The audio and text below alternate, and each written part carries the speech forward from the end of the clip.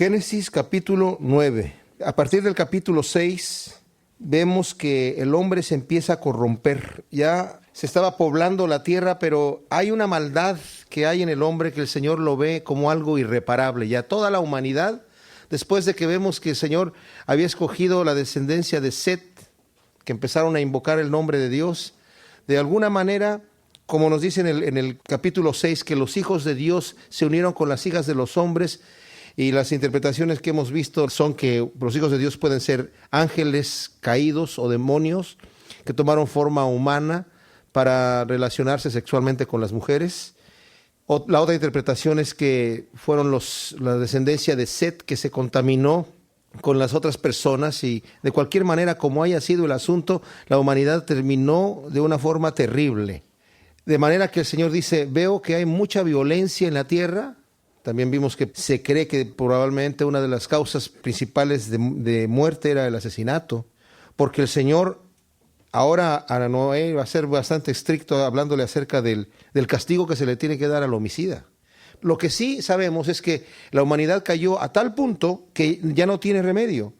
Y ha habido situaciones así, locales, después del diluvio, ¿verdad? Como Sodoma y Gomorra, era un lugar que ya no tenía remedio y el Señor tuvo que destruir ese lugar.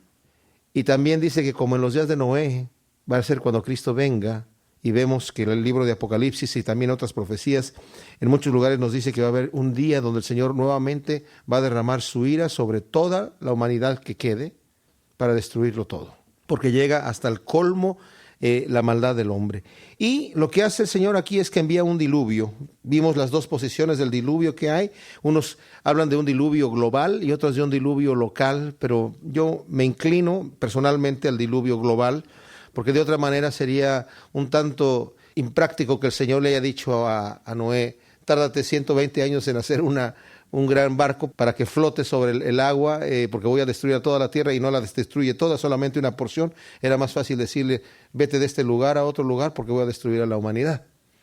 Y llévate a los animales que te vas a llevar, sin tener que construir un arca en una montaña, ¿verdad? Entonces, bueno, de cualquier manera, hay quienes quieren creer lo interpretan del diluvio local o el diluvio global. La Biblia no contradice ninguna de esas cosas, porque en esos puntos a veces no es tan específica la Escritura, ¿verdad?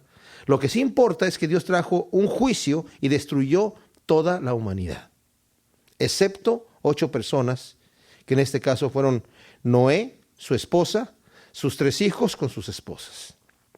Pero nos vamos a dar cuenta que también no va a tardar mucho tiempo antes de que la humanidad nuevamente se vuelva a corromper.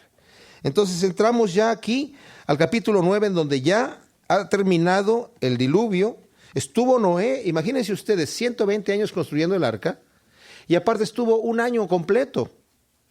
Desde que se metió al arca hasta que salió, estuvo un año completo dentro del arca con los animales. De hecho, son 370 o 371 días lo que estuvo ahí.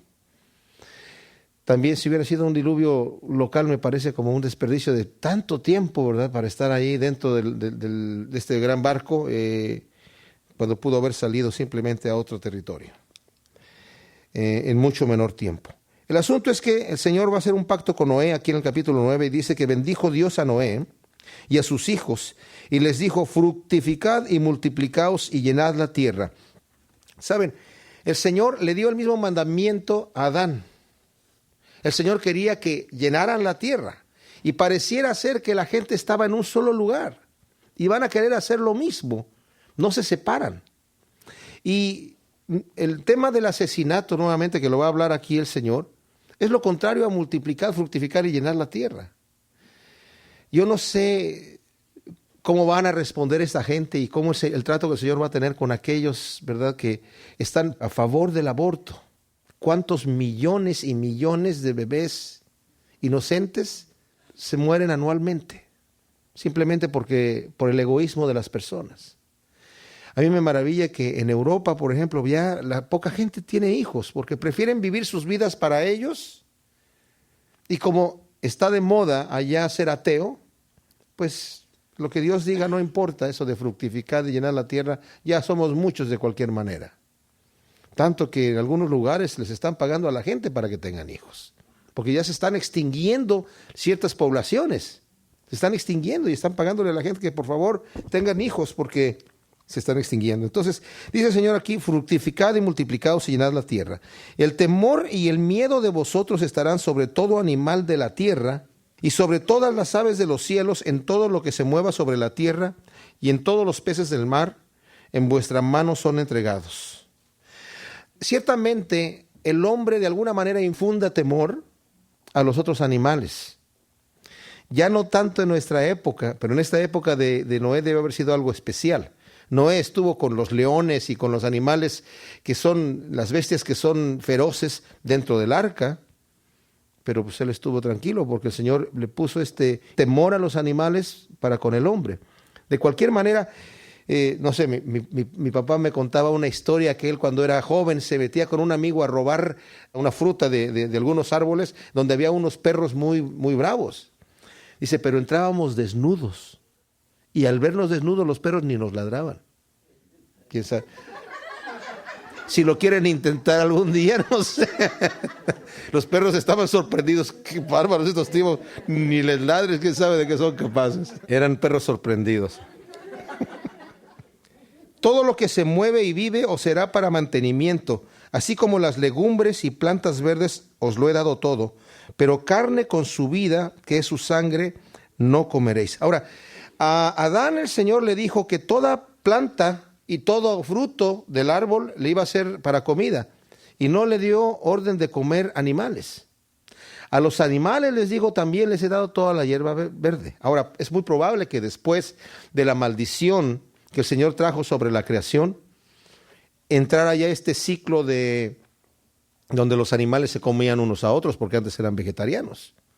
De hecho, en Isaías nos dice que en el reinado del Señor, cuando esté reinando aquí en la tierra, el Señor va a restaurar las cosas de tal manera que el león y la oveja, el lobo y el cabrito y los niños van a poder todos estar juntos. El bebé dice va a estar jugando con la víbora y la víbora no le va a hacer nada, a hacer ningún daño.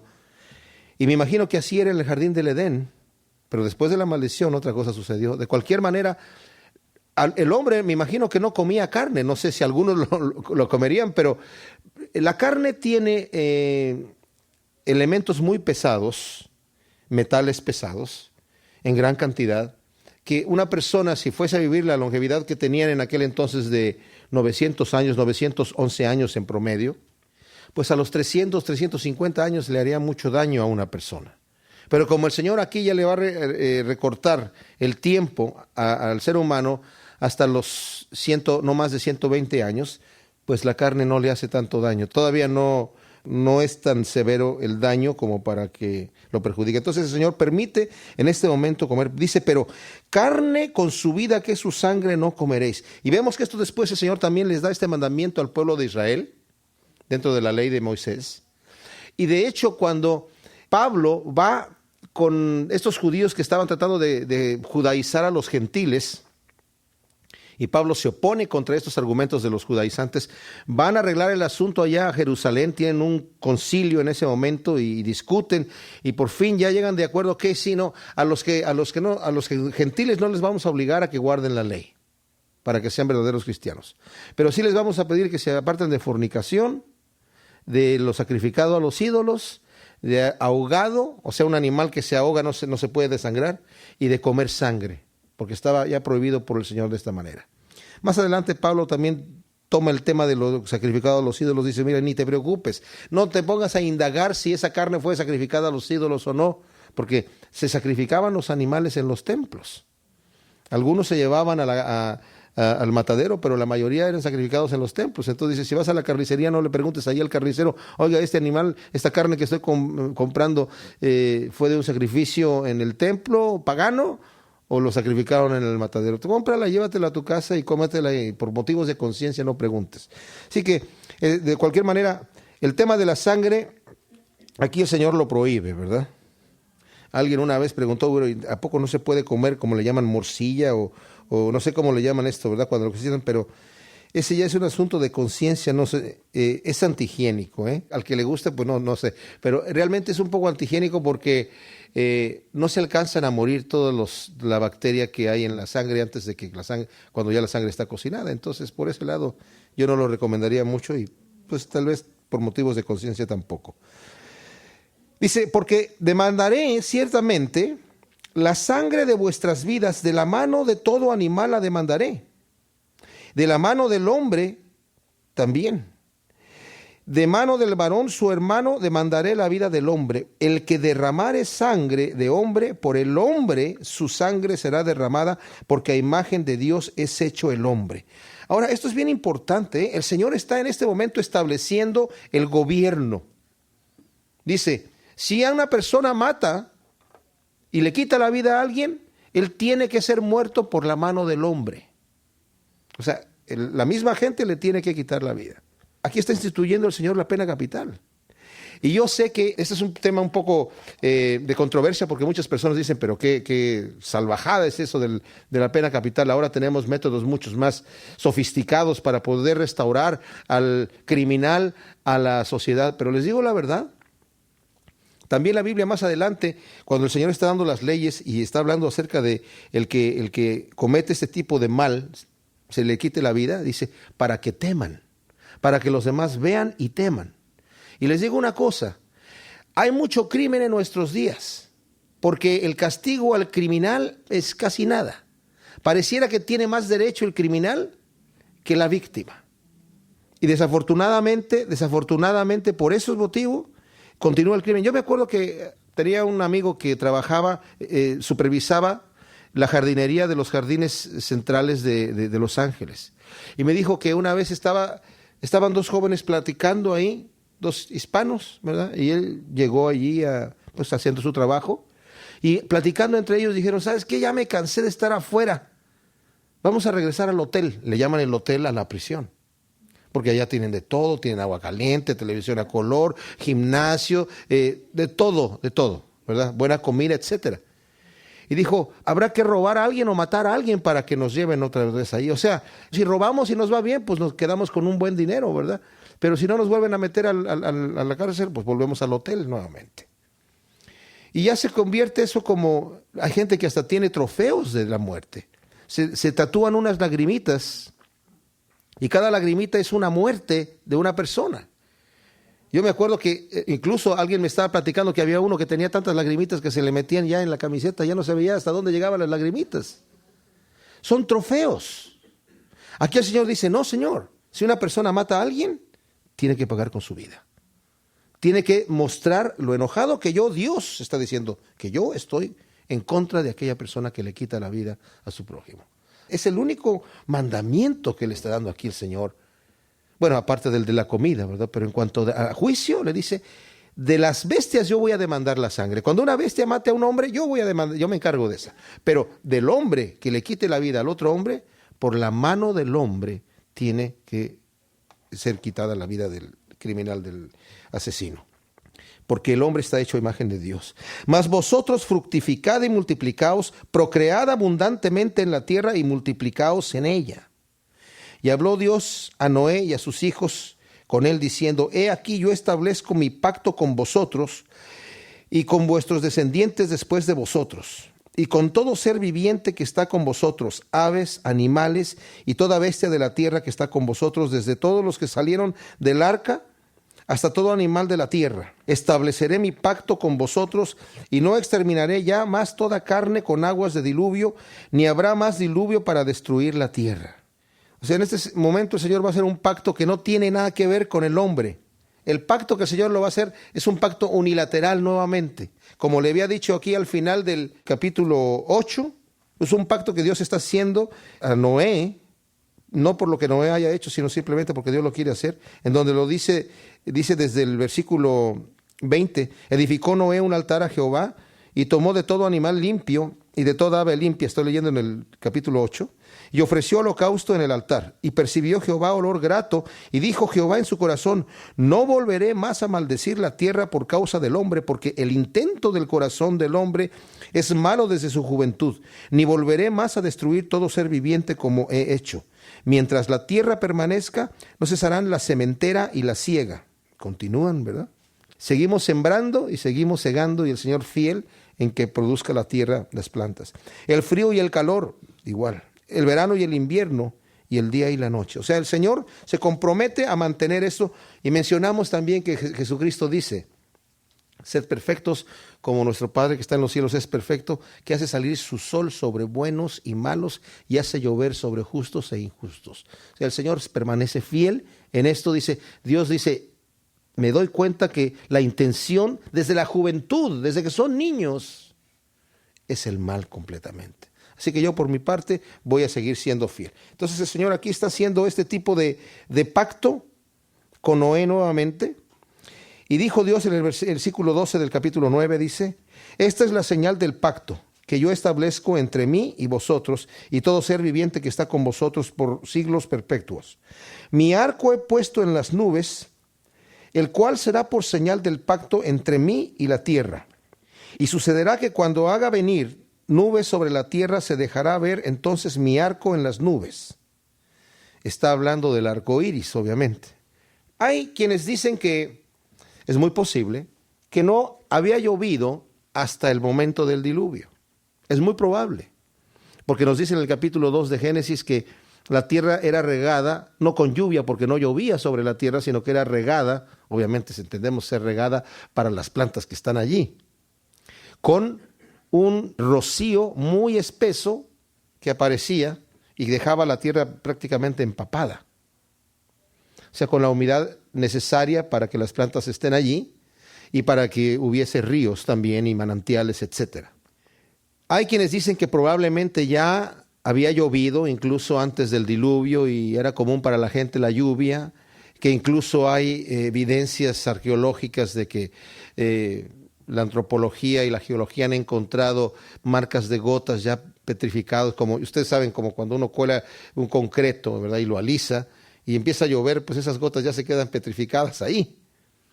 Dicen que eso está ahí de millones y millones de años. ¿Quién sabe? ¿Quién sabe? Puede ser que haya llovido, puede ser que no haya llovido, pero es interesante que el Señor esté utilizando aquí el arco iris como un pacto, porque dice, cuando aparezcan las nubes, se va a dejar ver entonces mi arco. O sea, quiere decir, va a estar lloviendo, pero va a haber un claro en donde va a entrar la luz del sol, porque todos sabemos que el arco iris es así como se hace, ¿verdad? A través de las gotas de lluvia que están cayendo y el sol, la luz, al tocar las gotas de la lluvia, se difieren esos colores que nosotros vemos, que es el arco iris. Yo me inclino a pensar que no había llovido, ¿verdad? Pero esa es mi opinión personal, que no había llovido en la tierra hasta el diluvio. Y que por eso el Señor también hace hincapié de esto, ¿verdad? Porque pude haber dicho ahí, bueno, cuando haga venir, dice el versículo 14, haga venir nubes sobre la tierra, se dejará entonces ver mi arco en las nubes. No pudo haber dicho, pero si ya lo habíamos visto antes, ¿verdad? Pero no sé, hay gente que dice, cuando Dios ha hecho pactos no necesariamente utiliza un elemento nuevo, puede que utilice un elemento que ya existía, pero ahora lo está utilizando como un ejemplo para el pacto. De cualquier manera, como les dije, la posición que quieran la persona tomar, la Biblia no contradice ninguna de las dos cosas. Es simple y sencillamente la forma de interpretar versículos que no son tan claros. Me acordaré del pacto mío que hay entre mí y vosotros, o sea, cuando aparezca este arco, y todo ser viviente y toda carne, y no habrá más diluvio de aguas para destruir toda carne. Los que hablan del diluvio local, obviamente aquí está hablando de un diluvio para destruir toda carne, porque inundaciones locales sí las ha habido después del diluvio. Y han habido inundaciones en donde casi exterminan a toda la población donde caen. Pero el Señor está prometiendo que no va a volver a destruir a toda la humanidad de esta manera. Estará el arco en las nubes y lo veré y me acordaré del pacto perpetuo entre Dios y todo ser viviente con toda carne que hay sobre la tierra. Dijo pues Dios a Noé: esta es la señal del pacto que he establecido entre mí y toda carne que está sobre la tierra. Y los hijos de Noé que salieron del arca fueron Sem, Cam y Jafet. Cam es el padre de Canaán. Estos tres son los hijos de Noé, y de ellos fue llena toda la tierra. Después comenzó Noé a labrar la tierra y plantó una viña, y bebió del vino y se embriagó, y estaba descubierto en medio de su tienda. Y Cam, padre de Canaán, Vio la desnudez de su padre y lo dijo a sus dos hermanos que estaban afuera. Entonces Sem y Jafet tomaron la ropa y la pusieron sobre sus propios hombros y andando hacia atrás, cubrieron la desnudez de su padre, teniendo vueltos sus rostros, y así no vieron la desnudez de su padre. Ahora, hay quien tratando de justificar a Noé, dicen, bueno, el pobre Noé a lo mejor no sabía los efectos del vino, porque no había fermentación antes del diluvio. Eso no dice la Biblia. Obviamente pasaron ya décadas aquí, plantó la viña, creció la viña. Simple y sencillamente se le pasó la mano a Noé, ¿verdad? Yo creo que Noé, a lo mejor estaba muy rico el vino que estaba tomando, no sé, se le pasó la mano, se embriagó y estaba desnudo en su tienda. Y entra su hijo menor, y lo ve desnudo, y hay quienes implican que tal vez tuvo algún tipo de relaciones de incesto con su padre. Eso no dice la Escritura. Eso ya es como exagerar el texto. Dice que descubrió su desnudez, y seguramente la forma en la que llegó hablándolo con sus hermanos debe haber sido algo despectivo, algo de burla, ¿verdad? El viejo está ahí desnudo en la tienda, vengan a ver. Y viéndolo de esa forma irrespetuosa, los otros dos hermanos mayores, teniendo temor y respeto de su padre, toman la ropa y entran de espaldas y cubren a su padre, ¿verdad? Hasta que se le pase la embriaguez. Y despertó Noé de su embriaguez con un gran dolor de cabeza. No, es cierto, no dice aquí. Y despertó Noé de su embriaguez y supo lo que le había hecho su hijo más joven. Y dijo, maldito sea Canaán, siervo de siervo será a sus hermanos. Dijo más, bendito por Jehová mi Dios sea Sem, y sea Canaán su siervo. Engrandezca Dios a Jafet, y habite en las tiendas de Sem, y sea Canaán su siervo.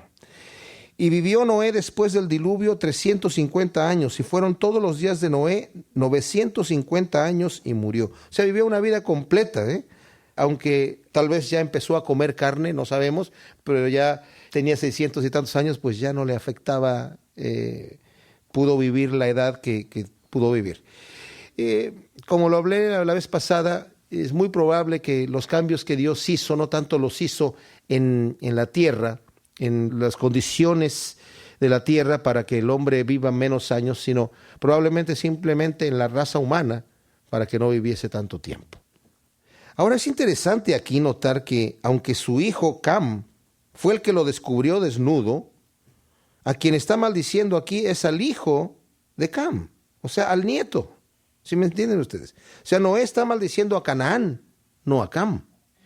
Por lo cual que muchos creen que tal vez el que entró burlándose o el que terminó burlándose de Noé fue el hijo de Cam. Al momento que Cam le fue a decir a sus hermanos, pues se lo debe haber dicho a todo el mundo, ¿verdad? Y Canaán seguramente que fue el que al final se burló y por eso la maldición viene a este nieto. Génesis capítulo 10. Hasta aquí hemos visto ya cómo Noé ha descendido del arca, el Señor hace un pacto con él, Noé planta una viña, se embriaga, termina desnudo en su tienda, su hijo menor Cam lo descubre desnudo, se burla de él, me imagino, o tal vez el hijo de Cam, Canaán, y lo maldice Noé y bendice a sus otros dos hijos. De estos tres hijos, de Sem, Cam y Jafet, van a salir pues toda la humanidad. Otra vez van a repoblar todo el mundo. Hay quienes dicen, bueno, ¿y de dónde vienen todas las razas? Vamos a llegar ahí en un rato más. Es muy probable que las razas, al momento que el Señor divide las lenguas en Babel, también haga un cambio con las razas de las personas. Es muy probable. La Biblia no lo dice. Pero de cualquier manera, las gentes empiezan a ir a diferentes lugares. Sí es un poco difícil llegar al tema de que, bueno, es que simplemente porque se prefirieron genéticamente, empezaron las razas la gente que se fue a un lugar, empezaron a destacar por ciertas cualidades físicas, porque pues la genética de entre ellos era la misma, y por la alimentación, y por el clima, pero ¿saben qué? Se requiere mucho, mucho más tiempo del que hay entre la Torre de Babel y nuestros días, o por lo menos hasta donde vemos nosotros a Moisés. Moisés, una de sus esposas que tiene, es una etíope de color negro. Y su hermano Aarón y su hermana María se enojan con él. ¿Por qué te casaste con esta mujer de esa raza? Y tienen una disputa ahí con Moisés. Para entonces ya estaban estas razas divididas. Yo creo que más bien es una cosa que Dios tal vez hace en Babel. No vamos a leer toda la genealogía porque esos nombres están, pues, si quiere uno leer nombres para ponerle a sus hijos, puede encontrar aquí muchos, o como trabalenguas también de repente, ¿verdad? Pero lo que sí vamos a destacar, vamos a leer los primeros 5 versículos. Estas son las generaciones de los hijos de Noé, Sem, Cam y Jafet, a quienes nacieron hijos después del diluvio. Los hijos de Jafet, Gomer, Magog, Madai, Javán, Tubal, Mesec y Tiras. Los hijos de Gomer, Askenaz, Rifat y Togarma. Los hijos de Javán, Elisa, Tarsis, Kitim, Dodanim. Fíjense lo que dice el versículo 5. De estos se poblaron las costas, cada cual según su lengua, conforme a sus familias en sus naciones. Obviamente este versículo 5 es posterior a la Torre de Babel, porque ahora vamos a ver que en Babel la gente no se quería ir, no se querían dispersar. El Señor dijo, multiplíquense y llenen la tierra. Y ellos dijeron, nos vamos a quedar aquí todos en un solo lugar. Y vamos a construir una gran ciudad y vamos a mantenernos aquí. Entonces Dios dice, bueno, si no quieren por las buenas. Otro detalle que conviene que veamos aquí, por ejemplo, si leemos el versículo 23, y los hijos de Aram, Uz, Ul, Geter y Mas. Arfaxad engendró a Sala y Sala engendró a Eber. A Eber le nacieron 2 hijos, el nombre de uno fue Peleg, porque en sus días fue repartida la tierra, y el nombre de su hermano Joctam. Y Joctam engendró a Almodad, Sefel, Azar, Mavet, Gerá, Adoram, Usai, Dicla, Obal, Abimael, Seba, Ofir, Avila y Jobab. Este Jobab bien podría ser el Job del libro de Job, porque aunque el libro de Job fue escrito en la época de, más o menos, de Jeremías, poco antes de la deportación de Babilonia, el personaje se remonta a esta época. Así que este Jobab, a veces había ciertas variaciones en los nombres. Y en la tierra que habitaron fue desde Mesa, en dirección de Sefar, hasta la región montañosa del oriente. Estos fueron los hijos de Sem, por sus familias, por sus lenguas, en sus tierras y en sus naciones. Y estas son las familias de los hijos de Noé, por sus descendencias, en sus naciones. Y de estos se esparcieron las naciones en la tierra después del diluvio. Ahora, en la tabla de genealogía que yo les hice, que la saqué justamente de, como nos habla aquí en la Biblia, de qué edad tenía cada persona y cuando engendró a su hijo y cuánto tiempo vivió, estas tablas que tengo aquí. Algunos comentaristas dicen que realmente no se puede estar uno seguro si las genealogías, estas que yo les puse aquí, son realmente exactas, que a lo mejor hay alguien entre medio y pudieran ser los años muchos más. Pero a mí me parece que cuando la Biblia dice, fulano tuvo tantos años y engendró a Perengano, y fulano vivió después de que engendró a Perengano tantos años y murió, y luego Perengano vivió tantos años y engendró a Mengano. Pues cuando nos está hablando tan detalladamente de ese tipo de genealogía, no podemos decir que se brincó o que a lo mejor hay alguien metido ahí, porque ya nos está hablando bastante específicamente qué edad tenía cuando engendró a su hijo y cuánto su hijo, qué edad tenía cuando engendró a su nieto y su bisnieto, y todo viene así. Hay genealogías que no son así. Hay genealogías que nada más dice fulano, hijo de Perengano, hijo de Perengano, hijo de Perengano. Entonces ahí sí la palabra hijo, nieto, bisnieto, tataranieto, tataranieto es la misma palabra en hebreo. Entonces puede irse hasta una genealogía o muchas genealogías arriba. Entonces, si ustedes ven, Abraham tiene su padre Taré, su abuelo Nacor, su bisabuelo Serug, su tatarabuelo Reú y su tatarabuelo Peleg. Y arriba de Peleg, Eber, en el versículo 25. A Eber le nacieron 2 hijos y uno de ellos fue Peleg. De aquí viene la palabra hebreo. Más adelante a Abraham le llaman el hebreo. ¿Por qué? Porque viene de la descendencia de Eber y por eso es hebreo. Ahora entendemos nosotros, se le dice hebreos a los judíos nada más. Pero también es interesante la palabra judío, porque la palabra judío debería ser de la tribu de Judá. Pablo dice, yo soy judío, hebreo de hebreos, pero soy de la tribu de Benjamín. Momento, si eres de la tribu de Benjamín, tú eres benjamita, no judío. Pero se les dice judíos a todos los judíos, no importa de qué tribu vengan. Se les dice hebreos exclusivamente a los judíos, aunque muchos más fueron hebreos también. Los árabes también son hebreos. ¿Por qué? Porque vienen de la descendencia de Abraham, pero por medio de Ismael. Y muchos otros más son hebreos, porque si estamos hablando del tatarabuelo de Abraham, pues todos los demás hijos y descendientes también son hebreos. Pero de aquí viene la palabra hebreo. Es interesante lo que nos dice aquí, en el versículo 25, porque dice que Eber le nacieron 2 hijos, y el nombre de uno fue Peleg, porque en sus días fue repartida la tierra. Y Peleg, el nombre significa división. Quiero corregir algo que dije en el estudio pasado. Dije que la mayoría de la gente está de acuerdo en que esta división de la tierra, donde dice la tierra es dividida, fue en los continentes que se separaron, ¿verdad? La mayoría de la gente no está de acuerdo con esta teoría. Hay una cantidad de gente que está de acuerdo, pero hay otra cantidad de gente que simplemente dice, no, los continentes han estado así por mucho tiempo, como están ahora, porque han continuado así por muchos miles de años de cualquier manera, y es imposible que en tan poco tiempo, yéndonos hasta Peleg, los continentes puedan separarse en distancias tan grandes, ¿verdad? Si hay un movimiento, las placas tectónicas se están moviendo y hay un movimiento que va cambiando, pero no es tanto. Ahora, lo que también puede significar en esto, si vemos bien la genealogía, termina aquí. ¿Por qué termina aquí con Peleg? Porque ahora nos va a hablar de la Torre de Babel. Y bien puede ser, como es la otra interpretación, que se refiere a la división de la tierra cuando el Señor divide las lenguas y entonces ya la gente se va y se separa. Y puede ser que en esta división de lenguas también haya una división de razas, como hemos dicho. No lo sabemos, la Biblia no es clara en este aspecto.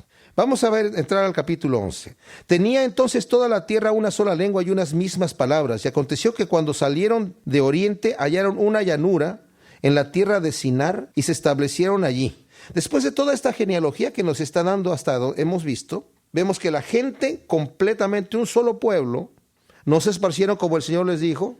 Tal vez sí se multiplicaron. No sabemos qué tanto se multiplicaron, pero se van a establecer en un solo lugar. Y se dijeron unos a otros, vamos, hagamos ladrillo y cozámoslo con fuego. Y les sirvió el ladrillo en lugar de piedra y el asfalto en lugar de mezcla. Fíjense a qué época tan temprana ya están haciendo ladrillo.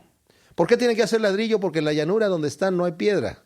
Es un muy bonito lugar, pero no hay piedra. Hay mucho barro, eso sí, y mucho asfalto. Entonces vamos a hacer ladrillo y vamos a construir una gran ciudad.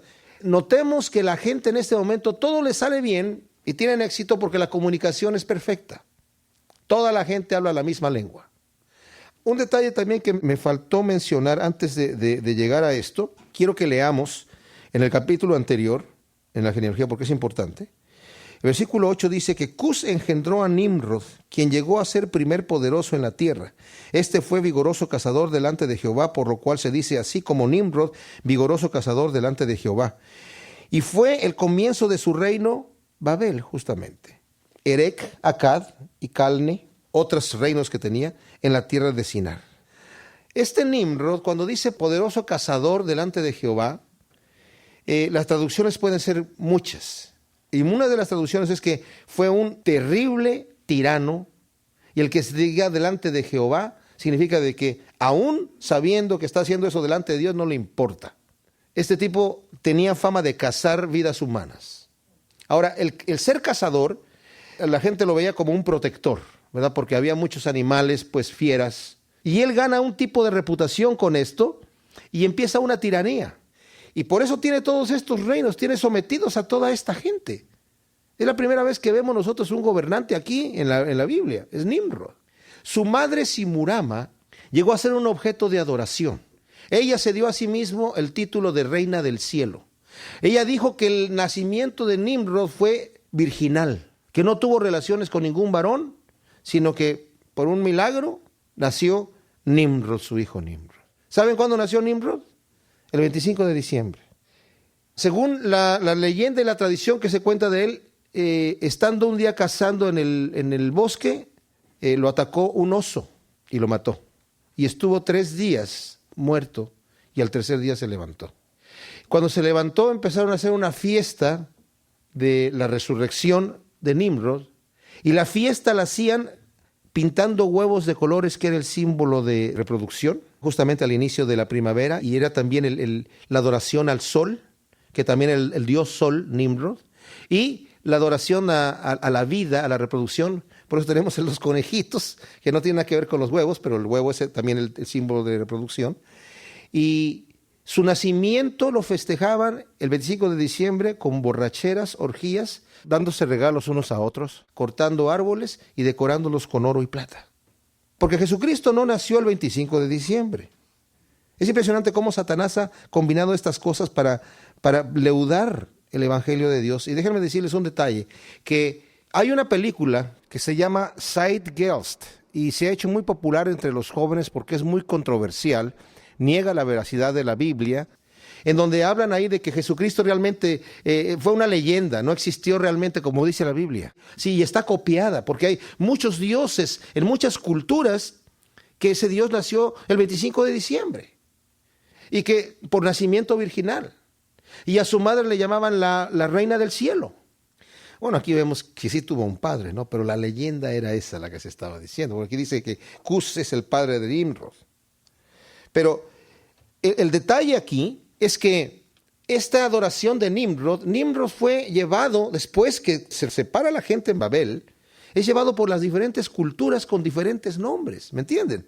No es que haya muchos dioses que digan, todos ellos nacieron el 25 de diciembre, sino se están refiriendo a la misma persona, pero con diferentes nombres y visto de diferente manera en las diferentes culturas. Pero todos se refieren a este personaje Nimrod, del cual hicieron un dios. Eso es interesante. Entonces, volviendo al capítulo 11, dice el versículo 4, y dijeron la gente, vamos, edifiquemos una ciudad y una torre cuya cúspide llegue al cielo y hagámonos un nombre por si fuéramos esparcidos sobre la faz de toda la tierra. Y descendió Jehová para ver la ciudad y la torre que edificaban los hijos de los hombres. Y dijo Jehová, he aquí el pueblo es uno y todos estos tienen un solo lenguaje. Y han comenzado la obra y nada les hará desistir ahora de lo que han pensado hacer. Ahora pues descendamos y confundamos allí su lengua para que ninguno entienda el habla de su compañero. Así los esparció Jehová desde allí sobre la faz de toda la tierra y dejaron de edificar la ciudad. Por esto fue llamado el nombre de ella Babel, porque ahí confundió Jehová el lenguaje de toda la tierra y desde allí los esparció sobre la faz de toda la tierra. ¿Por qué están construyendo una torre?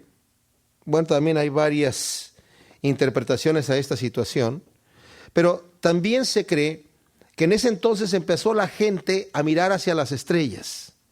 Vemos nosotros que después el Señor les prohíbe al pueblo de Israel empezar a buscar en las estrellas el futuro. Aunque hay quienes dicen y aseguran que tal vez al principio el zodiaco de alguna manera declaraba el evangelio. Hay quienes dicen esto. Incluso dicen que hay un zodiaco judío en donde están allí el león de Judá, bueno, yo no sé qué tanto esto es así o no. Lo que sí sé es que Dios dice en el Antiguo Testamento, le prohíbe a su pueblo empezar a buscar su destino o indagar respuesta de las cosas en las estrellas. Les prohíbe eso. Pero en esta época, la gente empezó a quitarse a Dios. Bueno, Dios dice, fructifíquense y repártanse sobre la tierra. No, nos vamos a quedar aquí y la torre no era para llegar al cielo. ¿A quién le cabe en la cabeza si sabían la gente que no iban a poder llegar al cielo, por muy grande que fuera la tierra? ¿Y para qué quieren llegar al cielo? Lo que sucede aquí es que realmente están haciendo un edificio, un observatorio gigante, porque estaban adorando ya el sol, la luna y las estrellas y varias constelaciones. Eran objeto de culto ya en este momento. Y por este tipo de idolatría que tenían, porque la Biblia menciona varias veces que gente adora el ejército del cielo, ¿verdad? O sea, las estrellas y todo esto. Entonces el Señor dice, pues voy a tener que quitar esto. Ahora, se han encontrado otras torres más pequeñas en el área de Babilonia, que eran objetos de adoración. Esas torres más pequeñas tienen hasta arriba el santuario de adoración y de observación de las estrellas. Pero algunos dicen, sí, pero esas fueron posteriores a la Torre de Babel. Bueno, la Torre de Babel no se encontró, no se terminó. La empezaron a construir y no la terminaron, pero después hicieron algunas más pequeñas. Tal vez continuaron con su necedad y con su adoración a las estrellas, aunque ya el Señor los empezó a dispersar sobre la faz de la tierra. Y yo estoy casi convencido de que en este momento, aparte de confundir la lengua el Señor, ¿verdad? Y la gente tuvo que de alguna manera empezar a encontrarse quién habla lo que yo estoy hablando, porque literalmente estoy hablando en chino con esta persona, ¿verdad? Y no me entiende nada. Entonces empezaron allí a buscarse unos con otros y por fin se fueron como se fueron. Es interesante también que, ustedes saben, los filólogos son los que hacen estudios de la historia de las lenguas y empiezan a estudiar de dónde vino esta lengua, cuáles son las raíces principales, las corrientes principales de las lenguas que entran en cada lenguaje actual, y con esto ellos empiezan a retroceder y a través de la geología, de los descubrimientos arqueológicos y la historia que ellos pueden documentar de alguna manera, pueden llegar a saber las diferentes orígenes de los lenguajes. Y es impresionante que todos llegan a un punto en donde de ahí ya no pueden pasar. O sea, como que no hay contacto. Hay un momento donde uno dice, bueno, aquí esta lengua no tiene absolutamente nada que ver con esta otra lengua. Porque no solamente es cosa de traducir palabras. Saben, los dialectos de las tribus a veces son lenguajes tan complicadísimos. Los que traducen Biblias, los de Wycliffe, tienen historias interesantísimas. Por ejemplo, cuando están traduciendo la Biblia, dice, cuando el tipo entró en el templo. Sí, pero ¿cómo lo vamos a traducir? Bueno, el hombre entró en el templo. Sí, pero es que entró, ¿es la primera vez que entraba? ¿O tiene por costumbre entrar? ¿O prefiere ir ahí todo el tiempo? ¿Le gusta entrar ahí todo el tiempo? Porque hay diferentes formas de entrar. Y cuando hablas de hombre, ¿qué tipo de hombre? ¿Era un hombre que no conocías? ¿Era un hombre que conocías y no te caía bien? ¿O era un hombre que te caía bien? ¿O era tu amigo? Para poner la pura palabra, hombre. Cuando estaban traduciendo el detalle ese de que Jesucristo hizo lodo con la saliva, escupió, hizo lodo, para ponerlo en los ojos de un ciego, que después le dijo, ve y lávate en el estanque de Siloé. Recuerdan el pasaje, ¿verdad? Estaban traduciéndolo para una tribu y dijo el traductor o el que estaba interpretando, dice, pero ¿y cómo escupió? Porque hay una escupida así con poder, o hay una escupida que, ¿verdad? O escupió en la tierra y allí hizo el lodo, o puso el lodo en la mano y le escupió en la mano, o le echó la tierra en los ojos y le escupió en los ojos. ¿Cómo escupió? ¿Verdad? Porque tenían 9 palabras para escupir. Entonces, es interesante cuando uno se pone a estudiar los lenguajes, que en algunos, por ejemplo, cuando estamos nosotros estudiando el hebreo, es muy rico en verbos, pero muy pobre en sujetos, en sustantivos. Muy pobre. Una palabra tiene que hacer el trabajo de 10. Cuando nosotros vemos, por ejemplo, el inglés con el español tiene muchas más conjugaciones de verbos que el inglés. Y el griego tiene muchas más conjugaciones de verbos que el español. Por eso es interesante cuando uno está estudiando la Biblia en el Nuevo Testamento en griego y ve un verbo, es interesante y es importante ver en el lexicon, ver qué tipo de tiempo es y qué quiere decir.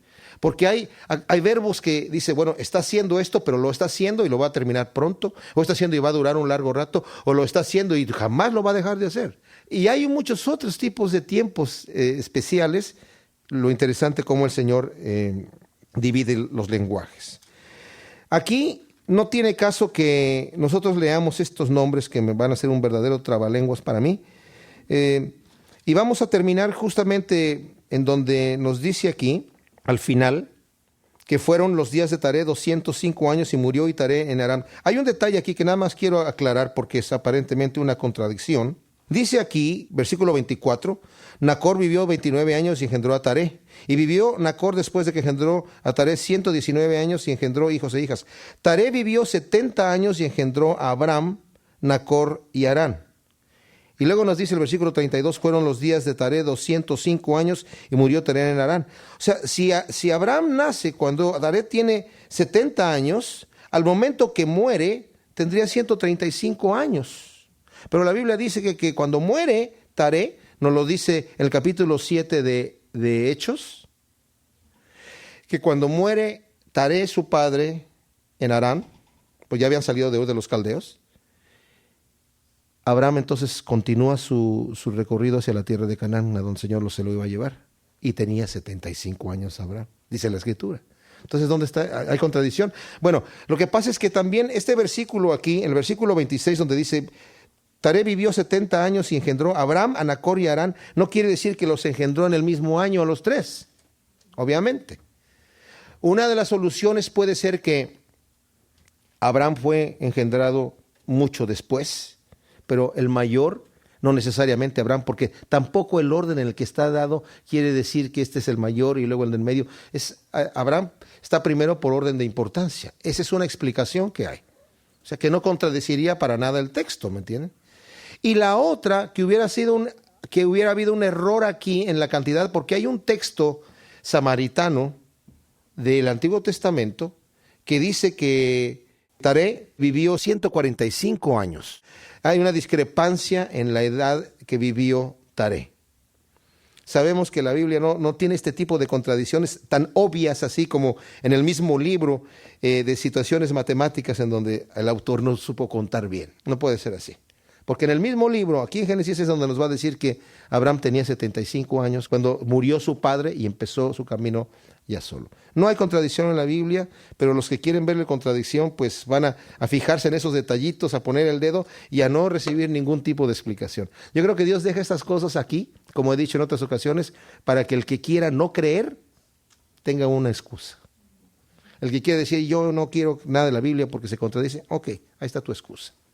Pero la persona que tiene hambre, que abre sus ojos y su entendimiento delante de Dios, hay mil maneras de explicar estas cosas, ¿verdad? Gracias te damos, Padre, por esta palabra que tú nos has hablado ahora, Señor. Y vemos la maldad del hombre, Señor, y la maldad que hay en nuestro corazón todavía, Señor, aún después de que hemos sido regenerados con tu Espíritu Santo. Por lo cual, Señor, te pedimos que nos ayudes y nos libres de toda tentación, Señor, de toda prueba, y nos des la victoria en todo momento, Señor. Gracias te damos en el nombre de Cristo Jesús. Amén.